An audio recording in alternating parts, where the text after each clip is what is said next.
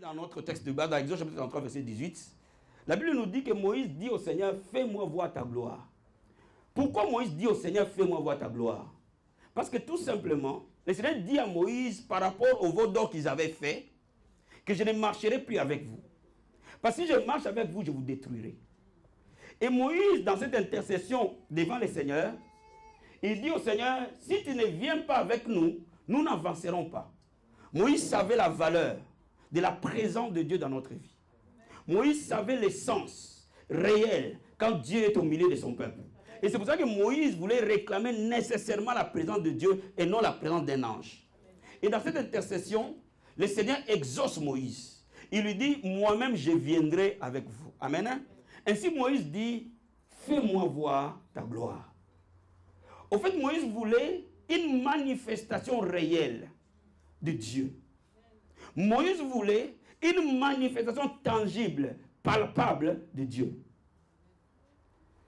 Mais cette question que Moïse a posée dans l'Ancien Testament, Jésus-Christ a déjà répondu à la question.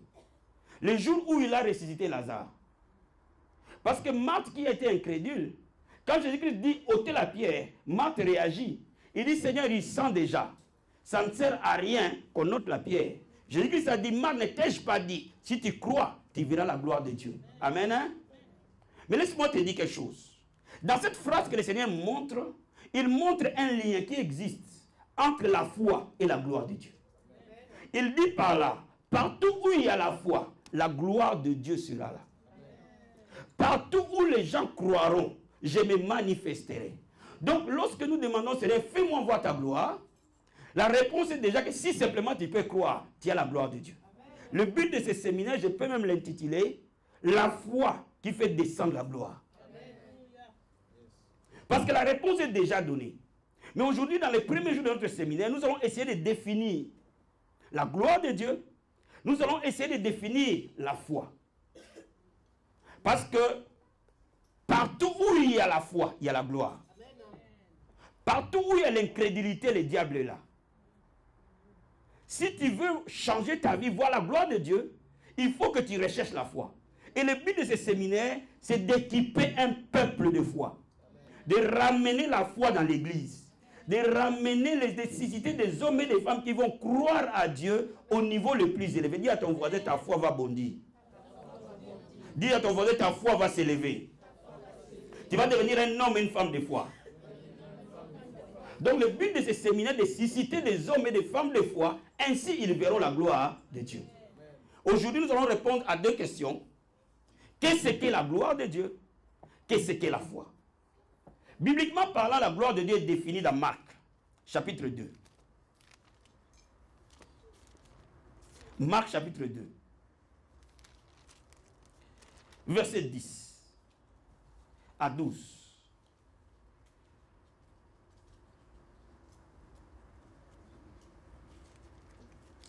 Jésus-Christ dit, or, afin que vous sachiez que le Fils de l'homme a sur la terre le pouvoir de pardonner les péchés, je te l'ordonne, dit au paralytique, lève-toi, prends ton lit et va dans ta maison.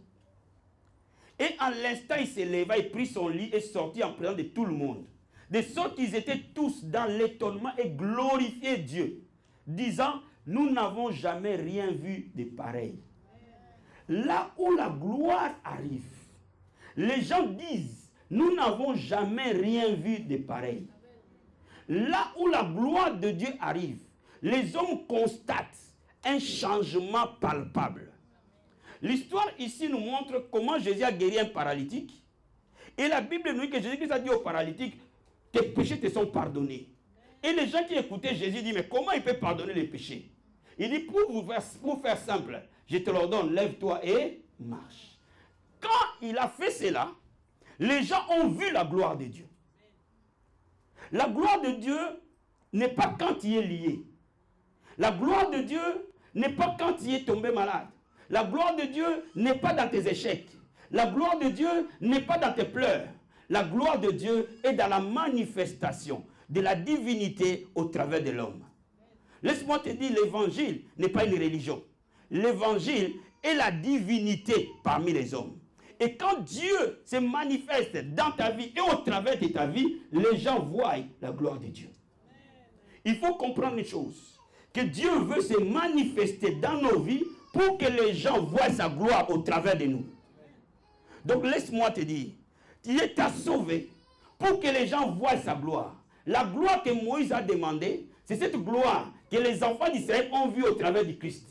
Quand ils voyaient les paralytiques s'élever, quand ils voyaient les sourds entendre, quand ils voyaient les muets entendre, quand ils voyaient les muets parler, quand ils voyaient les paralytiques s'élever, ils glorifiaient Jésus-Christ.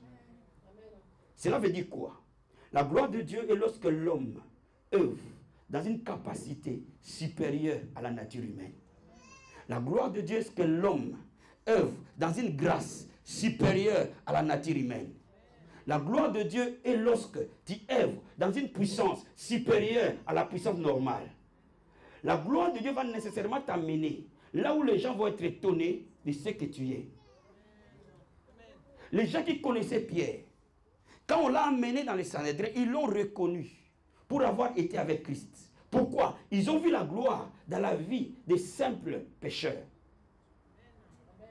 Quand la gloire de Dieu arrive, notre vie nécessairement transite à un autre niveau. Quand la gloire de Dieu arrive, nous accomplissons ce que toi et moi, nous ne pouvons jamais accomplir par nous-mêmes. C'est ça la gloire de Dieu. Je vais te dire quelque chose. La vie que Dieu nous a préparée est une vie de gloire. Il veut que les gens voient sa gloire au travers de nous. Mais ils ne verront la gloire au travers de nous que lorsque, dans leur pensée, ce que l'homme ne pouvait pas accomplir, Dieu l'accomplit au travers de nous. Mais pour que Dieu accomplisse cela, il nous demande la foi. Dans Hébreux chapitre 11, la Bible nous parle que la foi est une ferme assurance des choses qu'on espère, une démonstration de celles qu'on ne voit pas. Cette définition-là, je vais la mettre un peu de côté aujourd'hui. Je vais vous donner une autre définition par l'opposé. Amen. Amen. Je vais vous donner une autre définition qui nécessairement amène la gloire. Quand tu comprends cette définition-là, tu verras nécessairement la gloire de Dieu. Je veux que tu m'écoutes bien parce que c'est un séminaire. Ce n'est pas une croisade, c'est un séminaire. Un séminaire développe la connaissance d'abord. Alléluia. Amen. Alléluia. Un séminaire développe les savoirs, la parole d'abord, pour entrer dans les dimensions élevées. Amen. Amen. On va ouvrir la parole du Seigneur. Regardons Marc chapitre 4.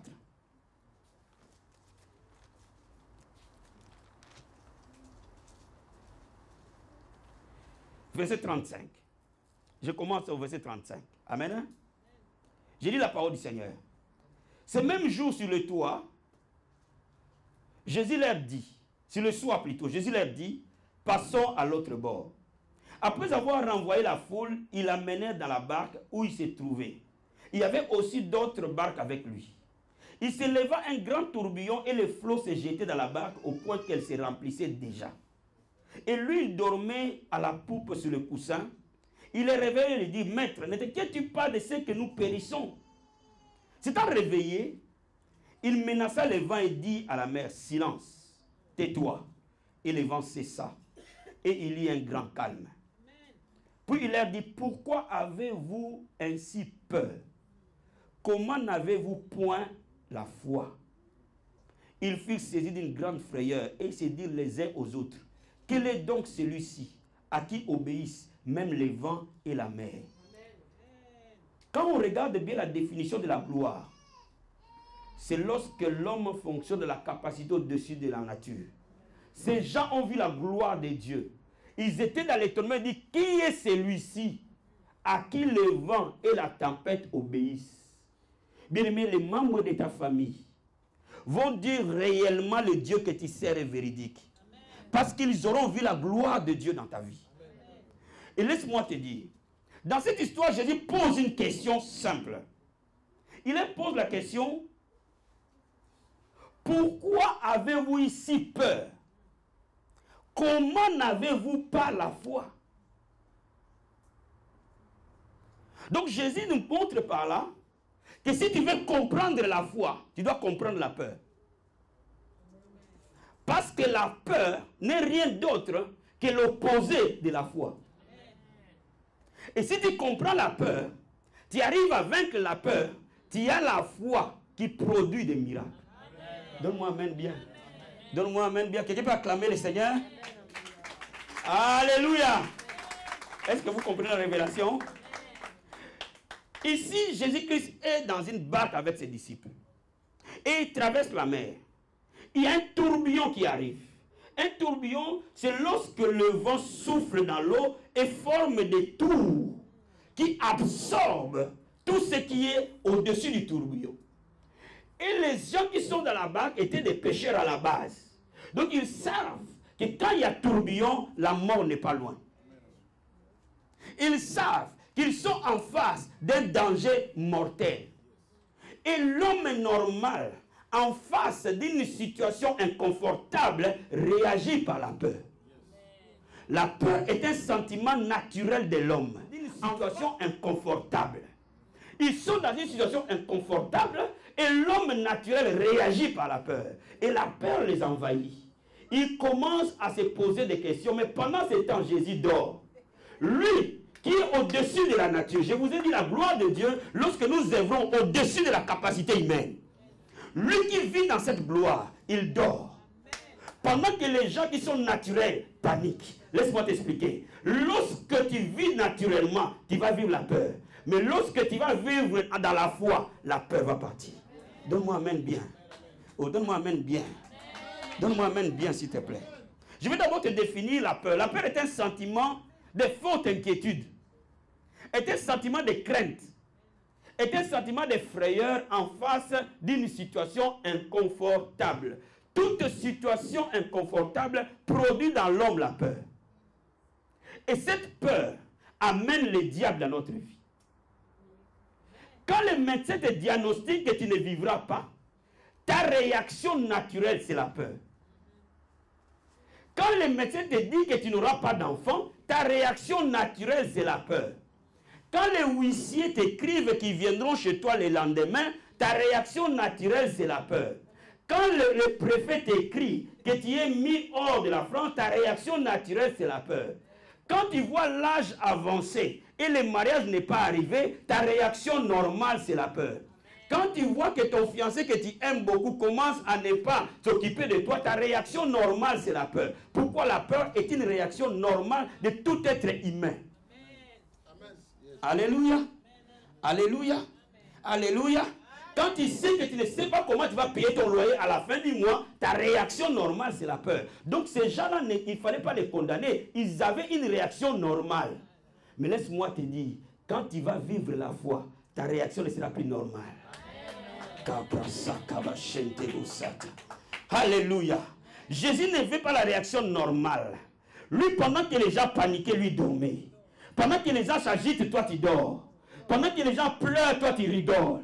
Pendant que les gens se posent des questions, toi tu as la réponse. Pourquoi? Parce que tu vis dans la foi au Fils de Dieu. Jésus dort.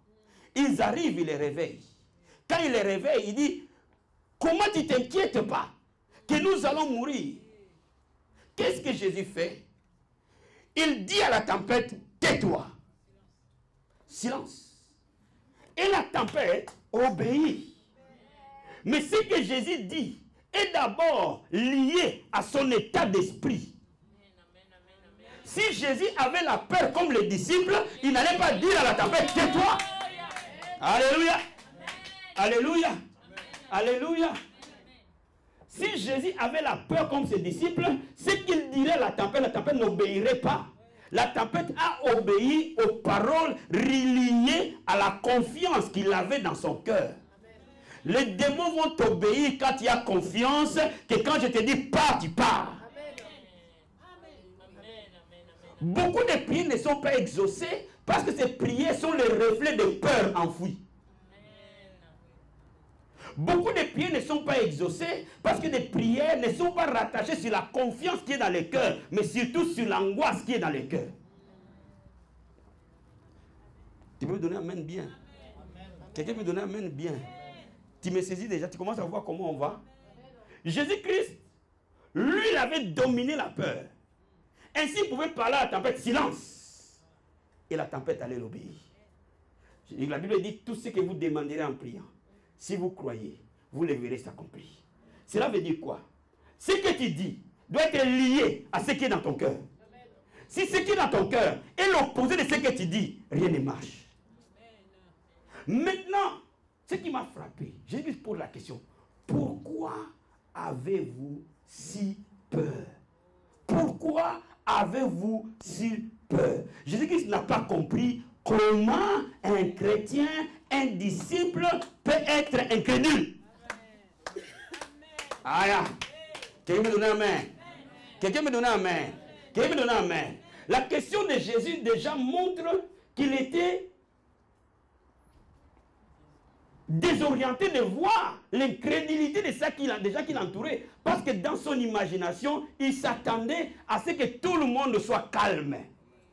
Dans ces tourbillons, tout le monde soit calme. Bien aimé, dans les tourbillons de ta vie, Jésus attend de toi d'être calme. Dans les tourbillons de ta destinée, Jésus attend de toi d'être calme. Et c'est pour ça que quand les gens ont commencé à s'agiter, Jésus était étonné de voir pourquoi vous avez si peur. Parce que la peur n'est pas le lot de croyants. Aïe. Si il s'attendait à ce que les croyants aient peur, il aurait dit autre chose. Mais il dit, mais pourquoi vous avez si peur? La question que je me pose, pourquoi Jésus a posé cette question? Pourquoi vous avez si peur? Mais c'est tout à fait normal qu'ils aient peur. Il continue en disant, comment n'avez-vous pas la foi? Cela veut dire qu'il conclut en disant, vous avez peur parce que vous n'avez pas la foi. Mais pourquoi vous n'avez pas la foi? Alléluia! Alléluia! En d'autres termes, Jésus s'est posé la question, pourquoi vous n'avez pas la foi? Je vais te dire quelque chose, mon frère, ma soeur. La foi est une dimension humaine. La foi est une révélation de Dieu sur l'homme. Et Jésus-Christ a la réponse à ça. Le sous-entendu de Jésus a été prophétiquement annoncé par Jérémie. Ouvrons Jérémie 42. Nous allons comprendre. Jérémie 42. Verset 11.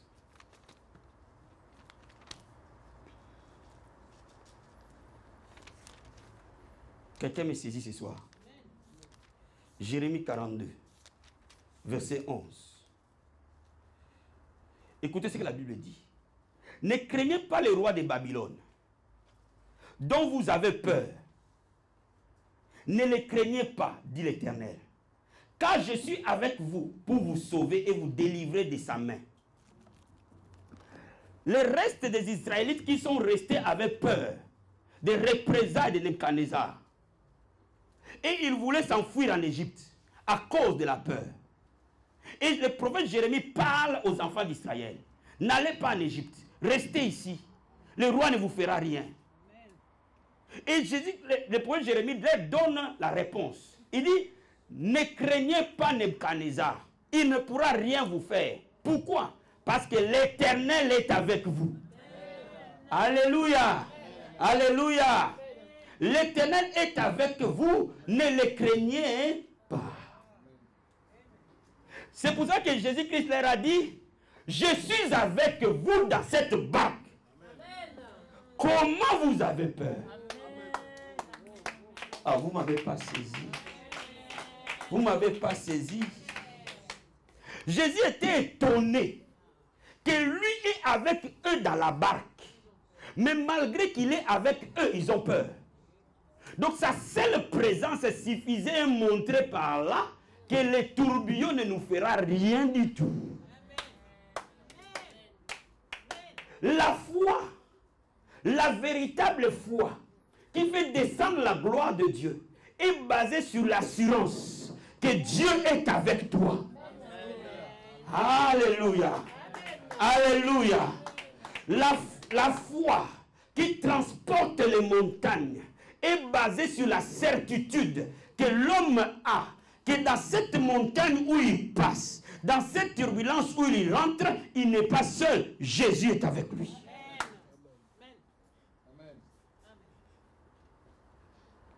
Si Jésus bâtit ses foyers avec toi, tu peux dormir. Si Jésus bâtit ses ministères avec toi, tu peux dormir. Si Jésus fait ce travail avec toi, tu peux dormir.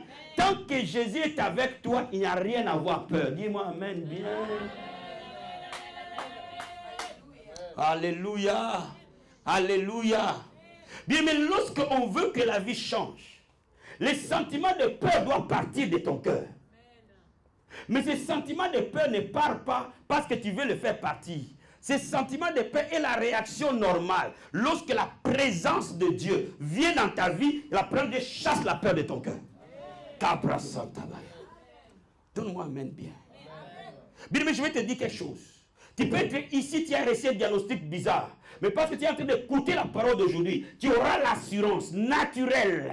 Pourquoi? Parce que la présence de Dieu va chasser la peur de ton cœur. Là où Dieu est, la peur ne peut pas être là. Pourquoi? Parce que Dieu rayonne la foi. Là où le diable est, la peur est arrivée. Parce que le diable amène la peur, Dieu amène l'assurance. Il va mettre dans ton esprit l'assurance d'un jeune lion. Dis amen.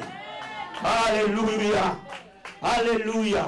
Bien, mais je sais que ta vie va changer. Pourquoi? Parce que la parole de Dieu amène la présence de Dieu dans ton cœur. Et que cette présence de Dieu arrive dans ton cœur, la peur n'a pas de place. C'est pour ça que Jésus-Christ a dit, pourquoi avez-vous peur? Je suis avec vous. Je suis avec vous. Dis à ton voisin, tu n'es pas seul. Tu n'as jamais été seul. Tu n'es pas seul. Dis le plus fort, tu n'es pas seul. Tu ne seras jamais seul. Il dit, je serai avec toi. Je ne t'abandonnerai jamais. Je ne te délaisserai jamais. Mais la vraie foi qui change les choses n'est pas une foi mentale. La vraie foi, il change les choses. Et la foi qui a la certitude que Dieu est avec moi, Jésus est avec moi. Ou bien, est-ce que quelqu'un peut savoir que Jésus est avec lui ce soir? Quelqu'un peut savoir que quand il va voir le médecin va parler, mais Jésus est avec lui. Quelqu'un peut savoir que quand les choses vont mal, Jésus est avec lui. Ce soir, est-ce que quelqu'un peut avoir la certitude que Jésus te connaît par ton nom, il sera avec toi, il sera toujours avec toi. Bien-aimé, Jésus-Christ dit, je ne suis jamais seul. Le Père qui est avec moi fait les œuvres. C'est pour cela qu'il savait que son Père était avec lui. Il pouvait parler à la tempête avec toute assurance. Et lui dit, tais-toi. Et la tempête allait s'éteindre. Je suis en train de te dire, si Jésus est avec toi, maintenant tu peux parler à n'importe quelle montagne. Et Jésus-Christ qui est en toi produira les résultats. Dis-moi amen. Dis-moi amen. Dis-moi amen.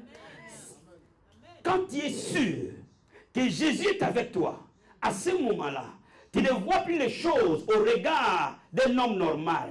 Parce que Jésus est avec toi, il va te donner un cœur qui chasse la peur. Oh, que la peur soit chassée aujourd'hui au nom de Jésus de Nazareth. Que les peurs soient chassées dans les cœurs au nom de Jésus de Nazareth. Que l'angoisse soit chassée des cœurs au nom de Jésus de Nazareth. Quelqu'un me donne un amen bien. Je vais t'emmener encore quelque part. Dès le départ, cette dimension de la foi était déjà là. Quand Josué devait posséder. Vous voyez, Dieu a promis à Israël la terre promise. La Bible est faite de promesses. Mais la foi prend possession des promesses. La prière, elle demande les promesses. Mais la foi les possède. Donc quand la foi arrive, tu entres effectivement dans les promesses. Tu vis les promesses. Moïse a eu la promesse, mais n'a pas vu l'accomplissement de la promesse. Josué n'a pas eu la promesse du départ, mais il a vu l'accomplissement. Mais comment Josué a vu l'accomplissement? Regardons Josué chapitre 1. Je vais dire à quelqu'un, toute promesse de Dieu, écrite pour toi ou réma pour toi, va devenir réalité aujourd'hui. Toutes les promesses de Dieu, pendant ces séminaires, tu vas les voir s'accomplir, tu vas les voir, tu vas les palper. Dis-moi amen bien. Josué chapitre 1. Je vais te lire le passage.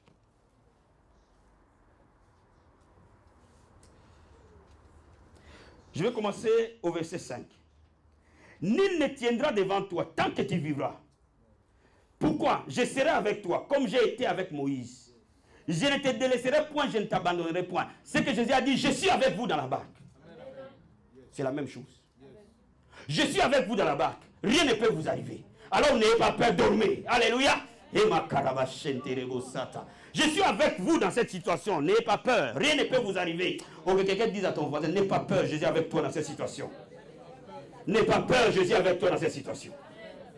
Alors Dieu rassure Josué. Il dit,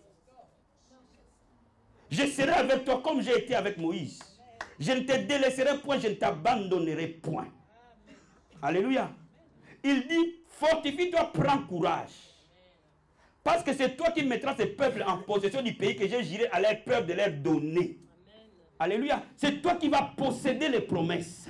Alors fortifie-toi. Regarde maintenant verset 9. Ne t'ai-je pas donné cet ordre? Fortifie-toi, prends courage. Alors écoute. Ne t'effraie point, n'aie jamais peur. Ne t'épouvante point, ne crains jamais. Aïe, car l'Éternel ton Dieu est avec toi dans tout ce que tu entreprendras. Oh my God. Oh my God. Il dit ne t'effraie point. En fait, Dieu disait à Moïse, crois seulement tu vas posséder. Il lui disait en d'autres termes, ne permets pas que la peur entre dans ton cœur. Crois et tu vas prendre la terre promise. Crois et tu vas entrer dans la terre promise. Alors n'aie pas peur, ne t'inquiète pas, parce que moi l'Éternel, je serai avec toi dans tout ce que tu entreprendras. Oh, que quelqu'un sache que Dieu est avec lui, dans tout ce qu'il entreprendra, partout il se tournera, dans tout ce qu'il fera, dans tout ce qu'il mettra sa main, l'Éternel sera là. Alléluia. Il dit ne t'effraie pas. Pourquoi il lui dit ne t'effraie pas? Parce qu'il sait pertinemment qu'il y aura des choses qui auront tendance à t'effrayer. Mais n'aie pas peur à cela, parce que Jésus est avec toi dans cette barque. Donc en réalité, Josué a possédé la terre promise par la foi. Tu possèdes tes promesses aujourd'hui par la foi.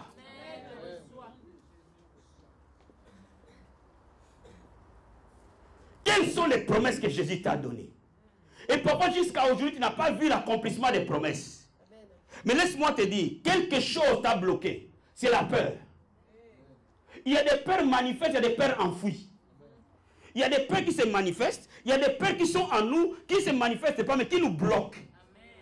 Alors, lorsque la présence de Dieu traite ces peurs, rien ne peut t'arrêter maintenant.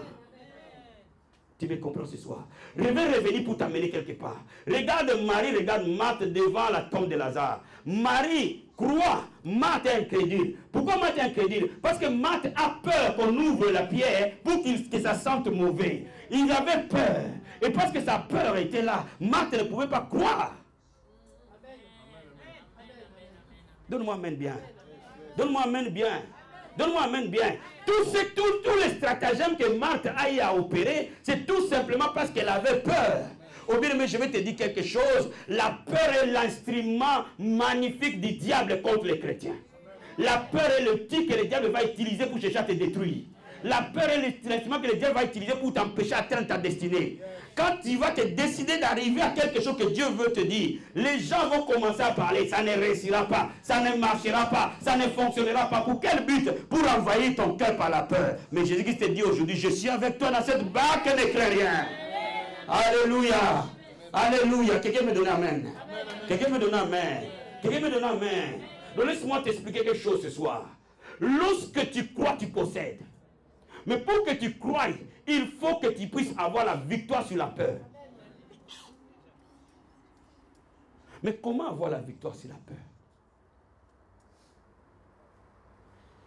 Quelqu'un est béni ce soir. Quelqu'un est béni ce soir. Quelqu'un est béni ce soir. La foi n'est pas simplement une ferme assurance. La foi est une victoire contre la peur. Les gens ont peur de ce que les autres vont dire d'eux.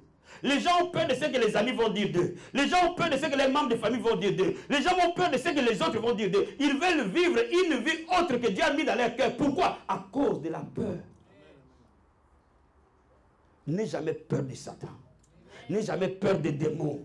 N'aie jamais peur des sorciers. N'aie jamais peur des enchanteurs. N'aie jamais peur des féticheurs. Même si quelqu'un te maudit, lui, cette malédiction retombe sur ta propre tête parce que Jésus est avec moi. Mais il faut que tu comprennes que le diable cherche à occuper ton cœur par la peur. La peur amène la manifestation du diable, tout comme la foi amène la manifestation de Dieu. Donne-moi amen. Tout ce qui te bloque aujourd'hui, bien aimé, je vais te dire quelque chose. Si le Seigneur te fait grâce dans ce séminaire et que la peur te quitte, ta vie ne sera plus jamais la même. Dis à ton voisin, détruis la peur de ton cœur aujourd'hui. Que la peur te quitte à jamais. Que la peur te quitte à jamais. La peur vient du diable. Vous savez, les gens, quand ils ont peur, dès qu'on leur annonce un problème, ils commencent à dire, je pense que je vais mourir. Oncle, mes enfants, ils commencent à réunir tout le monde. C'est la peur qui fait ça. Il y a des gens, quand ils rêvent mal, pourquoi quand vous rêvez mal, vous avez une petite tête? C'est à cause de la peur. Moi, quand je rêve des choses négatives, je me lève la même nuit, je l'anéantis et puis je dors. Donne-moi amen. Je dors tranquillement. Donne-moi amen. Donne-moi amen.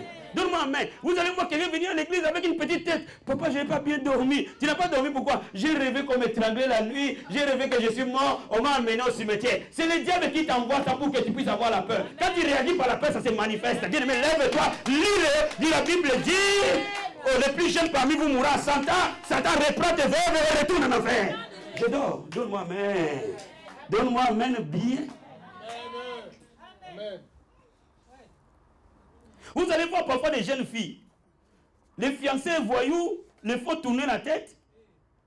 Il est fiancé avec toi, il a 4 autres fiancés. Mais tu t'attaches à ces brigands.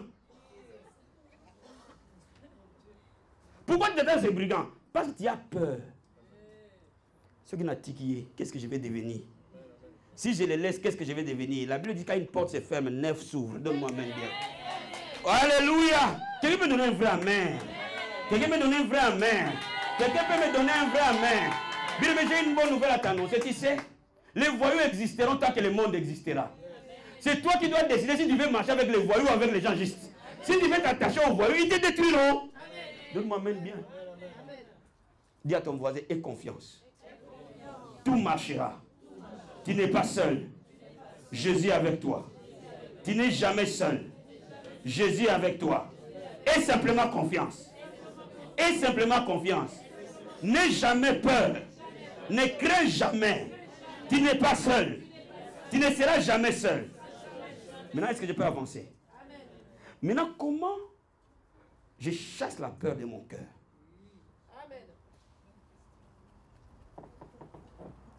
Bien-aimé, avant que ta vie change, tu sentiras quelque chose dans ton cœur. Tu seras de plus en plus apaisé. Mais Dieu dit à Josué que ce livre de la loi ne s'éloigne pas de ta bouche. Il apprend à Josué comment vaincre ses peurs.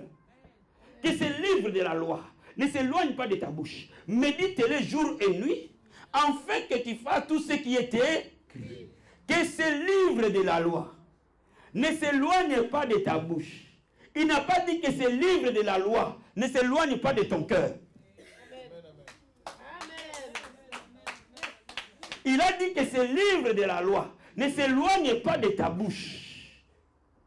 Bien-aimé, c'est que les oreilles entendent, le cœur le croit. Donc il disait à Josué, prends le livre de la loi et mets-le devant toi, parle ce livre de la loi jusqu'à ce que tu entendes cela. Jusqu'à ce que tout ce que j'ai dit à Moïse fasse corps avec toi. Plus tu vas entendre ce livre de la loi, plus la peur va partir. Qu'est-ce que Dieu a dit pour ta situation, mon frère? Qu'est-ce que Dieu a parlé pour ton problème? Que cela soit dans ta bouche. Et non les problèmes, mais que les promesses supplantent les problèmes. Laisse-moi te dire, quand les promesses dépassent les problèmes sont engloutis.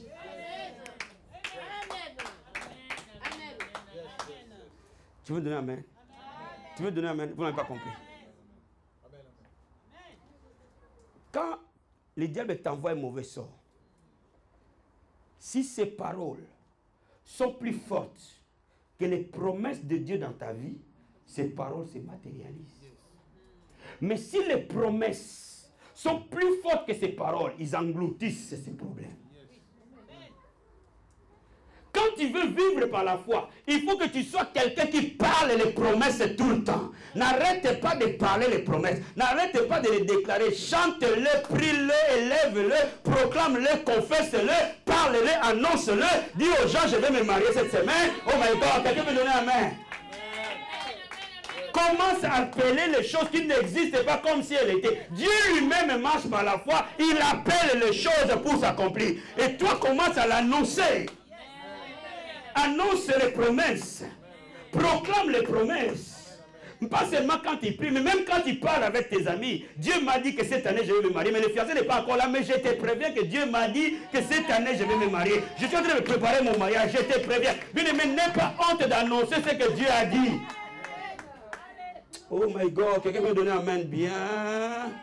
Vous savez que quand les chrétiens vivent comme des Thomas, ils voient à ce qu'ils croient. Non, ils croient à ce qu'ils voient. Non, le juste vivra par la foi. La foi, c'est quoi? C'est dire. La foi, c'est quoi? C'est annoncer. La foi, c'est quoi? C'est confesser. Ce que tu n'as pas vu, mais ce que Dieu a dit. Alors, je l'annonce parce que la Bible dit la vie et la mort sont au pouvoir de la langue. Si je dis que je suis guéri, je dis que je suis guéri. À force de dire que je suis guéri, le symptôme de la maladie me quitte. À force de dire que je suis fort, le symptôme de la faiblesse me quitte. Avant de dire que je suis prospère, les symptômes de la pauvreté me quittent. Avant de dire que je suis béni, le problème de la malédiction me quitte. Mais ce que tu dis, c'est ce que tu es. Ce que tu n'arrêtes pas de dire, c'est ce qui te conditionne. Je vais te dire ce soir, tu as une bouche pour changer ta destinée. Ton miracle dans ta bouche, frère. Ton miracle dans ta bouche, n'arrête pas de le dire. Qu'est-ce que les chrétiens ils font? Quand ils prient, ils ont semblant de foi. Oh, Dieu a dit, par ce maître sûr, j'ai été guéri. Par ce maître sûr, ils ont semblant de foi. Dès qu'on sort de la prière, on est sur la route. Tu sais, on m'a attrapé un cancer. Soutiens-moi s'il te plaît. Je m'attends à ma mort. Ils contredisent les prières qu'ils ont dites.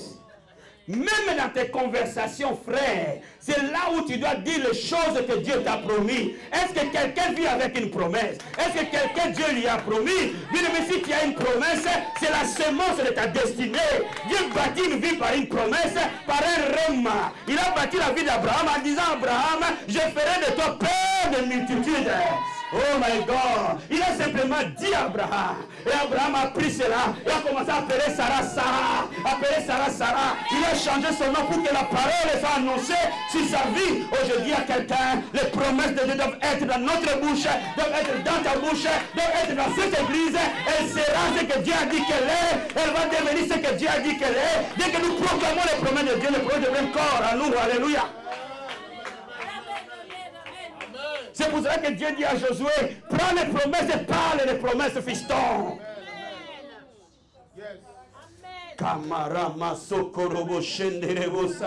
Bien aimé, tu peux lire la Bible, tu peux la méditer, tu peux la voir dans ton cœur, mais tant que tu ne l'as pas dit, elle ne devient jamais une foi. Je dis que dis si tu crois, tu diras cette montagne. Si tu crois, tu diras la montagne. C'est les paroles qui changent. Alors bien aimé, quel est ce que tu dis? Qu'est-ce que tu dis? Est-ce que tu dis la réalité ou tu dis la vérité? Bien aimé, laisse-moi te dire, tu peux vivre une réalité, c'est normal. Mais laisse-moi te dire, au-dessus de la réalité, il y a la vérité. Et j'ai décidé de parler la vérité jusqu'à ce que la vérité change la réalité. J'ai décidé de parler la vérité jusqu'à ce que la vérité contrôle ma destinée. Je dis à quelqu'un, il y a des paroles qui contrôlent des destinées. Laisse-moi te dire, ta vie est le résultat des paroles que tu déclares. Ta vie est le résultat des paroles que tu confères. Ta vie est le résultat des paroles que tu dis en privé ou en public. Ta vie est le résultat des paroles que tu prononces. Regarde, les enfants d'Israël ont eu 40 ans. Amen. Dans les déserts, non pas dans la prière, mais quand ils discutaient entre eux, ils parlaient entre eux. Mais Dieu a entendu leur discussion, les uns pouvaient 40 ans. Laisse-moi te dire, même tes discussions, Dieu l'entend. Chaque critique de ta bouche doit être accompagnée d'action de grâce. Chaque parole négative doit être remplacée par des paroles de bénédiction.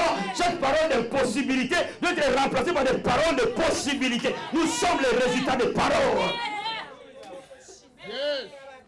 Ma prière que la vie abondante change son langage. Ma prière que la vie abondante est le langage des saints. Et quel est le langage des saints? Laissez par les possibilités. Laissez par l'œuvre de la croix. Laissez dire ce que Dieu a fait pour eux. Donne-moi un amen bien. Donne-moi un amen bien. Donne-moi un amen bien. Aujourd'hui, on ne va pas prier longtemps. Parce qu'on a des jours pour prier. Mais il faut que la base de la parole soit établie. Donne-moi un amen bien. Donne-moi un amen bien. Beaucoup d'enfants de Dieu ne voient pas des résultats dans leur vie. Quand même on prie pour eux, mais parce qu'ils ne répondent pas, ils ne réagissent pas par la foi. Parce que leur vie n'est pas basée sur la foi. Amen. Alléluia. Est-ce que tu me saisis? Amen. Donc la première des choses, c'est de dire ce que Dieu a dit pour toi. Amen. Regarde. Quand Marie va vers Jésus, il l'adore. Mais quand Marthe vient vers Jésus, elle s'est plaint. Marthe s'est plaint. Marie adore. Les hommes de foi remplacent les lamentations par la célébration.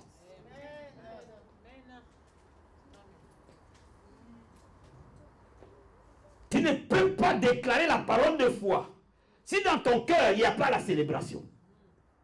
Si dans ton cœur il n'y a pas l'adoration. Regarde le mur de Jéricho, il y a eu deux faits. Il y a eu d'abord le son de trompette. Le son de trompette, c'est quoi? C'est l'adoration, c'est la célébration. Le son de trompette, c'est quoi? C'est l'adoration de Marie devant Jésus. Il veut que son frère ressuscite. Mais il sait que ce n'est pas la foi que Jésus va réagir. Ainsi, au lieu d'aller se plaindre comme Marthe, elle vient et l'adore. Et Jésus-Christ réagit, dit, où est-ce que vous l'avez mis? Laisse-moi te dire, quand Joseph devant le mur de Jéricho, ce muraille est en face, au lieu de regarder dans les yeux du muraille, Dieu lui dit, fais sonner la trompette et lève l'adoration. Oh, donne-moi amen. Donne-moi amen. Bien, mais quand la bataille elle est grande, c'est à ce moment que la louange doit être grande. Quand la bataille elle est grande, c'est à ce moment que l'adoration doit être élevée. Quand la bataille elle est grande, l'homme naturel a tendance à réagir en se plaignant. Mais l'homme de la foi remplace les plaintes par la louange. Oh, donne-moi amen.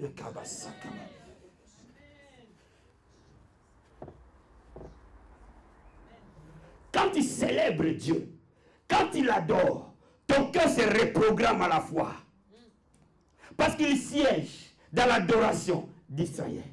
Jésus a dit, je suis avec toi dans la barque, ne crains rien. Donc comment je peux amener Jésus dans ma barque? Quand je suis en train de l'adorer, il siège là où je suis. Il n'est plus Dieu au ciel, mais il siège là où je suis. Quelque chose l'attire par l'adoration. Quand je suis en train d'adorer, quand je suis en train de célébrer, la présence de Dieu vient s'implanter.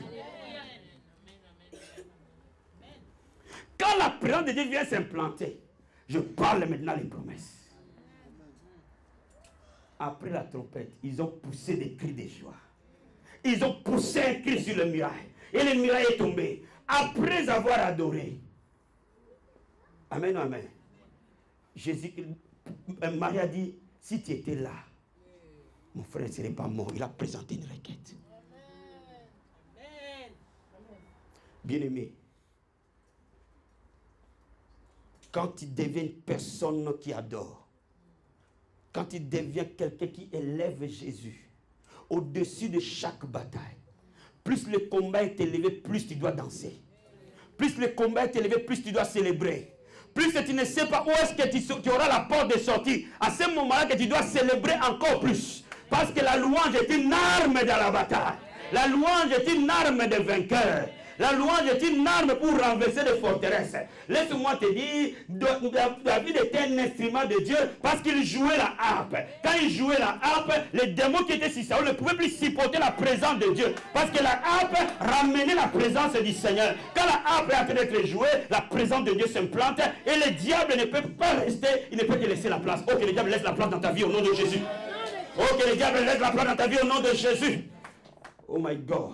Bien, mais dans ta maison, dans ta voiture, dans ton lieu qui arrive, mets l'adoration. Alléluia. Quelqu'un peut donner un amen. Je dis dans ta maison, mets l'adoration. Dans tes chambres à coucher, mets l'adoration. Réveille-toi dans l'adoration, dors dans l'adoration. Mais quand je prépare un message, quand je prépare un séminaire, avant de venir à l'église, je m'inonde de l'adoration. Mais quand tu es dans l'adoration, ton cœur est rempli de la présence du Seigneur. Quand tu rentres dans ta voiture, cherche des bonnes adorations. Pas des chansons inutiles. Vous savez, il y a des chansons qu'on met pour vendre des CD. Mais il y a des vraies adorations, frère. Choisis des vraies adorations. Quand ils sont en train de chanter, tu sens les chairs de poule. Quand ils sont en train de chanter, tu sens la présence de Dieu. Quand on est en train de chanter, tu sens l'Esprit de Dieu t'envahir. C'est ça l'adoration, bien-aimé. Quand tu es dans cette adoration, même dans ta voiture, Jésus est là. Et dans cette voiture, les vies peuvent changer. Quand il sent que l'onction de Dieu est là, parce que Jésus est là, parle maintenant aux montagnes de changer.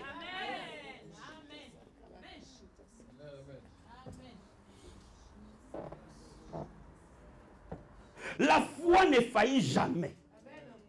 Je veux dire à quelqu'un, frère, la foi c'est Dieu lui-même. Si tu crois simplement, tout ce que Dieu t'a promis, tu vas le voir, tu ne mourras pas sans l'avoir vu. Si simplement tu crois, tu vas devenir exactement ce que Dieu a prévu pour toi. Peu importe ce que les hommes pensent, peu importe ce que les diables pensent, peu importe ce que les membres de ta famille pensent, peu importe la situation que tu vis, il suffit simplement de croire. Est-ce que quelqu'un croit ce soir? Est-ce que quelqu'un croit ce soir? La Bible dit la foi vient de ce qu'on entend. Parce que je suis en train de te parler de Jésus qui est dans cette barque avec toi. La foi t'est donnée. Ne la cherche pas, elle est là avec toi.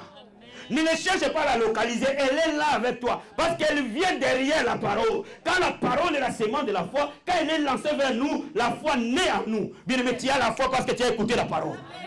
Je sais que tu as la foi parce que tu as écouté la parole. Je sais que tu as la foi parce que Jésus est avec toi dans cette salle ici. Dans cette barque, nous ne sommes pas seuls, Yeshua est ici. Dans cette barque, nous ne sommes pas seuls, Jésus-Christ est ici. Moi, laisse-moi t'annoncer la bonne nouvelle. Même si tu pensais marcher seul, mais tu es venu ici, Jésus t'attendait en arrivant ici. Tu n'es plus seul, alors il te dit, ne crains pas, ouvre ta bouche, parle. J'ai déjà mis les miracles dans ta bouche, maintenant commence à parler. Je vais demander à tout le monde de se lever, alléluia. Oh, merci Seigneur. Quelqu'un béni ce soir. Oh my God, merci ma fille. Amène-nous dans l'adoration, amen.